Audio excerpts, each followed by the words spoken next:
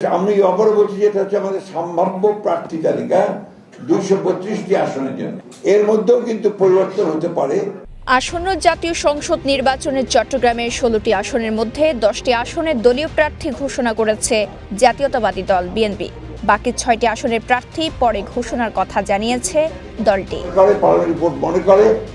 আজ সোমবার বিকেলে গুলশানে বিএনপি চেয়ারপারসনের কার্যালয়ে প্রার্থীদের নাম ঘোষণা করেন বিএনপির মহাসচিব মির্জা ফখরুল ইসলাম আলমগীর।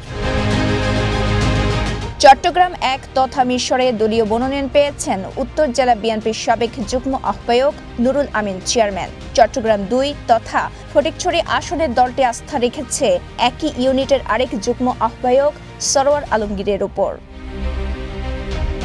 চট্টগ্রাম 4 তথা সীতাকুণ্ড আসনের ধানের শীষের কাণ্ডারি হচ্ছেন কাজী সালাউদ্দিন।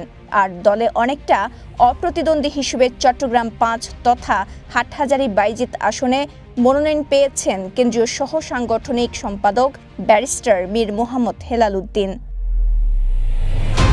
চট্টগ্রাম 7 তথা রাঙ্গুনিয়া আসনে মনোনয়ন পেয়েছেন দলের নির্বাহী কমিটির সদস্য হুম্মাম কাদের চৌধুরী। চট্টগ্রাম 8 তথা চান্দগাঁও বোয়ালখালী আসনে মনোনয়ন পেয়েছেন নগর বিএনপির আহ্বায়ক এরশাদুল্লাহ। টানা তৃতীয়বার অর্জন করেছে দেশের সেরা সুপার ব্র্যান্ড স্বীকৃতি বসুন্ধরা টিস্যু। চট্টগ্রাম 10 তথা পাঁচলাইশ ডবল বোরিং পাহাড়তলী আসনে ধানের শীষের হয়ে লড়বেন বিএনপির স্থায়ী কমিটির সদস্য আমির খসরু মাহমুদ চৌধুরী। চট্টগ্রাম 12 তথা পটিয়া আসনে দলটি আস্থা রেখেছে দক্ষিণ জেলা বিএনপির সাবেক সিনিয়র যুগ্ম আহ্বায়ক এনামুল হক এনামের উপর। এর বাইরে চট্টগ্রাম 13 তথা আনোয়ারা কর্ণফুলী আসনে বিএনপির হয়ে লড়বেন সাবেক সংসদ সদস্য সরওয়ার জামাল নিজাম।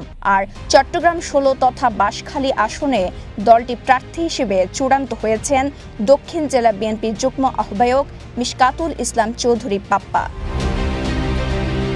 তবে চট্টগ্রাম 3, 6, 9, 11, 14 ও 15 আসনের প্রার্থী পরে ঘোষণা করার কথা জানিয়েছে দলটি। Desk report, Kaler Kantho, Chittagong.